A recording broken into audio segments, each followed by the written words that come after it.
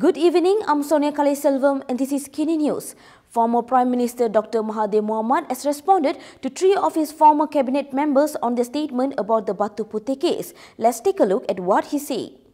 Dr Mahathir Mohamad has accused 3 members of his cabinet in 2018 of lying in their account of the Batu Puteh case. Speaking to reporters this morning, Mahathir reiterated that he did not unilaterally decide to withdraw Malaysia's review of the International Court of Justice decision to award Batu Puteh to Singapore.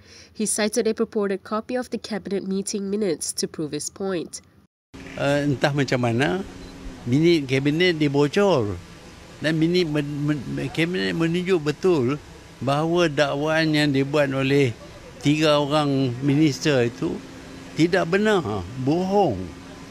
Saya berasa malu kerana orang ini duduk di bawah saya dulu masa dalam kabinet saya, tapi membohong. He added that he believed he had done everything by the book on the decision to withdraw the appeal. Mahathir was referring to several documents received by opposition leader Taqiyuddin Hassan, which allegedly contained the minutes of Mahathir's cabinet meeting discussing the Batu Puteh review. Last week, 3 leaders in Mahathir's cabinet affirmed a Royal Commission of Inquiry's findings that the former premier unilaterally decided to drop Malaysia's appeal in the Batu Puteh case. Former Deputy Prime Minister Dr Wan Azizah Wan Ismail, Mahathir's Transport Minister Anthony Loke, and then Defence Minister Mohammad Sabu said that Mahathir had only informed the cabinet after he had made the decision. In an immediate response, Anthony Locke said he stood by the statement they had made and suggested that Mahathir read the entire RCI report. I stand by what I said. One has to read the entire RCI report. What was mentioned in the report reflects the real situation. Of course, Tun M brought the matter to cabinet, and it was of course endorsed at the end of the meeting. But it was an endorsement of his earlier decision. So decision was already made, as pointed out in the RCI report. The letter confirming the decision to Singapore was sent out before the cabinet meeting. So the endorsement is actually just an endorsement to his earlier decision. So that's what we meant. So what we said in the statement reflects the position and the chronology in the RCI report.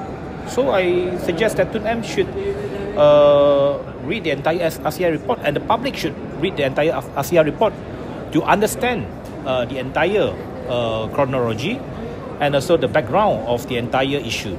Musa Aman will be the new Sabah governor from January 1st, 2025. He received his instrument of appointment from the king in a ceremony at Istana Negara today.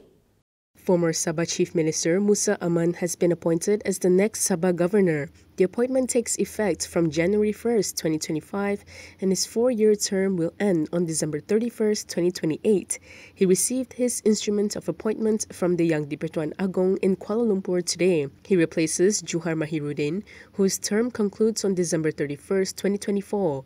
According to Bernama, at the ceremony, Musa was conferred the Seri Maharaja Mangku Negara Award, which carries the title Tun. Musa served as Sabah's Chief Minister from 2003 to 2018 under the BN administration. He was ousted from power in 2018 after post-election defections led to Warisan President Shafi Aptal becoming Chief Minister instead. In 2020, Musa orchestrated a political coup against the Warisan-led government under Shafi. However, the attempted takeover ultimately failed when Shafi requested the dissolution of the State Assembly, triggering a snap election. If you'd like to access the news like this and more, scan the QR code on the screen and subscribe to Malaysia Kini.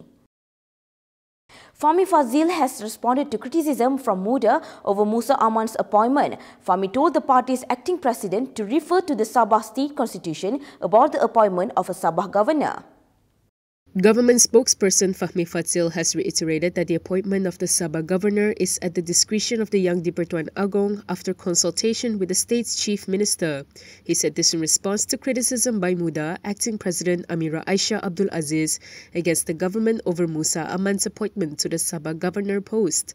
In a post on X, Fahmi said that before Amira makes a statement such as this, which is not based on facts, you should have examined Article 1(1) of the Sabah State Constitution that that clearly states the duties and responsibilities in the appointment of a Sabah governor. In response to him, Amira doubled down on her criticisms based on Hajiji's role in advising the Agong. She asked if the Prime Minister had discussed the appointment with the Chief Minister and what was the Prime Minister's response to the Chief Minister's advice as a partner in the government. She also asked Fahmi if he agreed with the appointment. Earlier today, Amira had alluded to past corruption allegations against Musa while he was Sabah Chief Minister, claiming that the government has acted against public interest to celebrate the corrupt. Abdul Hadi Awang met with China's ambassador yesterday. Hadi said they had exchanged views on efforts to strengthen ties between the two countries. Past President Abdul Hadi Awang met with China Ambassador to Malaysia Ouyang Yujing yesterday. In a statement yesterday, the Islamist Party president said that the meeting at the China Embassy in Kuala Lumpur saw the exchange of views on efforts to strengthen ties between the two countries in culture, economy and international relations. Hadi said that he appreciated His Excellency's commitment to fostering closer relations between China and Malaysia, as well as his thoughtful understanding of Malay culture and the broader Muslim world. He added that he hopes the meeting will foster a more harmonious environment and promote greater collaboration between Malaysia and China, particularly in the fields of culture and economy in the states of Terengganu, Kelantan, Kedah and Perlis. Previously, leaders within Hadi's party had been highly critical of China's alleged undermining of Malaysian sovereignty in two controversial incidents. However, neither of the leaders at the meeting with China delegates were among those who had been critical of China. In October, Perak Past Chief Razman Zakaria kicked up a major fuss about Chinese nationals waving their country flags at a Guangdong cultural festival procession in Teluk Intan, calling it a challenge to Malaysian sovereignty. Earlier that same month, past leaders and machinery were also among those who attacked Putrajaya over a China Navy visit in Penang, allegedly receiving an overly warm welcome. Several NGOs have emphasized on the need for a political funding law to ensure transparency. This was in response to a remark from Sabah Chief Minister Hajiji Noor.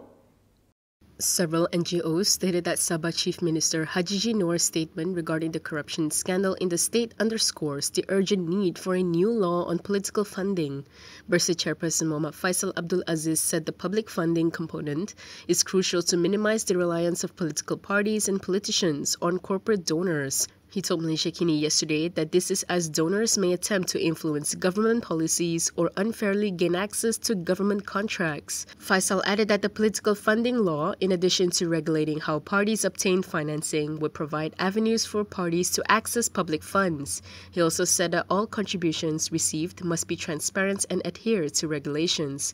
Faisal was commenting on Hajiji's statement addressing allegations of a corruption scandal involving his administration, suggesting that the leaked video clips may refer to political donations. In the TikTok clip, the Gabungan Rakyat Sabah chairperson emphasized that assembly persons in his administration had never solicited bribes. Meanwhile, Malaysian Corruption Watch President Jais Abdul Karim said his organization takes Hajiji's remarks seriously.